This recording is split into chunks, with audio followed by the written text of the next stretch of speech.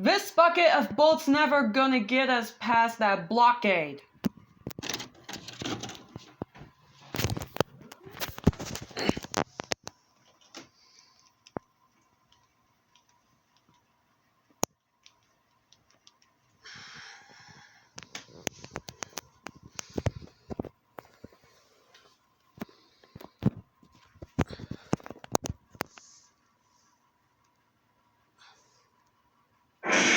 For those who remember, for those who will never forget, and for a whole new generation who will experience it for the very first time.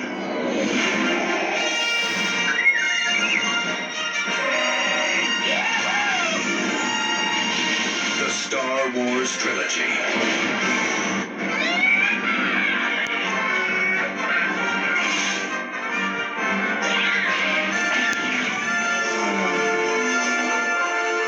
Timeless adventures that changed movie making forever. Now the entire trilogy, digitally mastered in THX for the ultimate in sound and picture quality. This will be your last chance to own the original version of Star Wars, the George Lucas masterpiece that launched the Star Wars trilogy. The Force is forever. For all generations. The original Star Wars trilogy on video, one last time.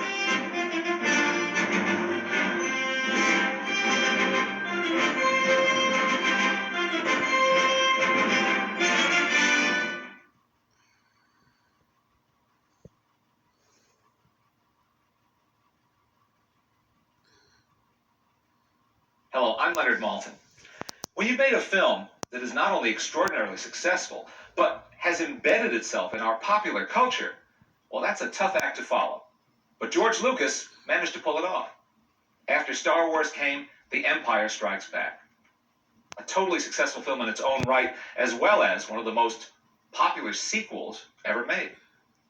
And he's here today to tell us a little about the genesis of that film and its place in the Star Wars trilogy. Thanks for being here, George. Thank you. Star Wars has come out.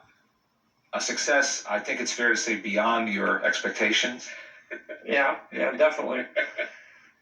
At what point did you receive a commitment or an urging to do a sequel? And did you immediately say yes, or was there any hesitation on your part to do it? Well, it didn't really happen that way, because what I did when I was writing it, I wrote one movie, and then I couldn't do the whole movie because it was way too big. The first draft was, it had too much stuff in it. It was way too big. It couldn't possibly be done. So I took a deep breath and said, okay, I'm going to have to take all these great ideas, and that part I'm just going to have to cut out. And I'll just do what it was then really the first act, and I'll expand this and make this into a movie. So I did that. But then as a writer, you create this whole thing, and it's, sitting there on the shelf. So as soon as the film was successful, there wasn't any question in my mind that I would immediately go on and do the rest of them so I could finish it. What to you is the biggest difference, overall difference, between film number one and film number two? Well, the biggest problem I was grappling with in film number two is the fact that it's the middle act of a three-act play.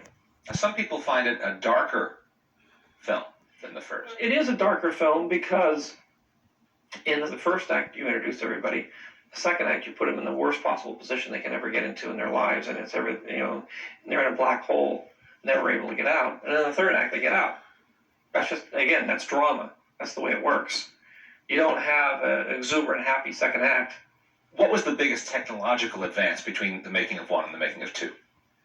Well, there wasn't really too much of a technological. We refined what we had primarily, but there wasn't any giant technology. The major technological break was in one, and that was using motion control cameras and that sort of thing to allow the ships to be able to move freely and that sort of thing. That was the big advance. Everything after that was we were able to do more stop motion. I was able to do a lot more things. They weren't really technological advances, but I was able to get a lot more into stop motion, which I couldn't do before, and generally have a bigger scope to things than I could do before. So, if the first film was a technological challenge to get ships to fly in space with a lot of that movement, the the second one was to do a stop motion movie. How did you choose or get together with Frank Oz to be Yoda? When I created Yoda, I said I want him to be really, really small, but not 6 feet. I want him to be about 18 inches, 2 feet high. And to do that, I said, well, what am I going to do? And how am I going to get a character? And what am I going to do? Whenever I'm creating one of these films, I mean, I have my imagination. And if I were a novelist, I could just write it and I wouldn't have to think about it. But I write it and then I say, well, how am I going to do this? How am I going to pull this off? And I decided to do it as a puppet. I thought that was the best.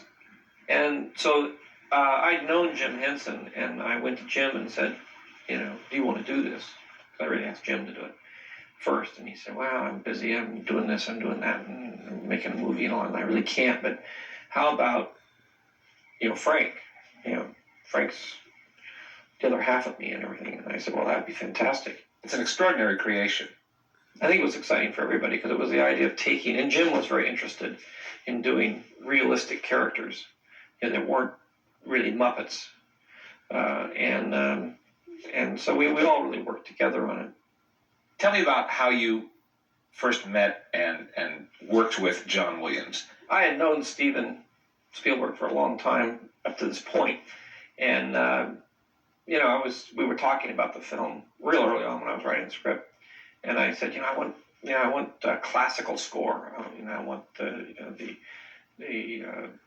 corn gold kind of feel about this thing. It's an old-fashioned kind of movie, and I want that grand soundtrack that you used to have on movies.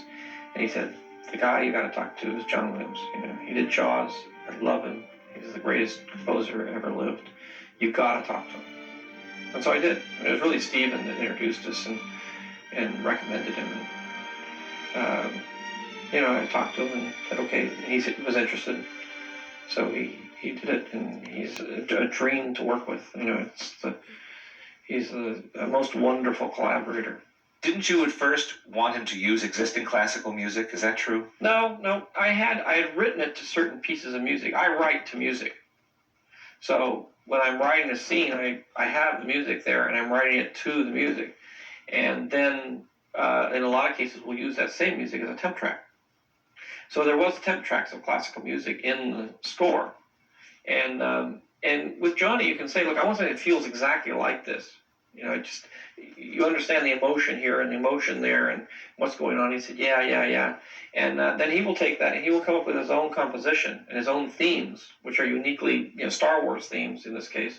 But he'll give it that same emotional thrust that was in the classical piece. He knows exactly what I'm talking about, and he's really conscientious in trying to get the director's vision on the screen. What kind of feedback did you get to that incredible climactic scene in Empire when we all learn who Darth Vader really is? I was nervous about it, but in the end, I didn't get much of a reaction out of it. I mean, people, were curious about whether it was true or not, and I purposely left it so that it would be ambiguous, so that you wouldn't really know, and people would sort of debate it for the next 2 more years or more to. I wanted people to sort of debate whether it's true or not true, or like sort of thing. Well, George, as you know, people are just nuts for these movies, and to learn so much about them and what went into them and what inspired you is a real treat. Well, thank you. It's fun. I hope that people continue to enjoy the films because it's nice to think of them as being timeless.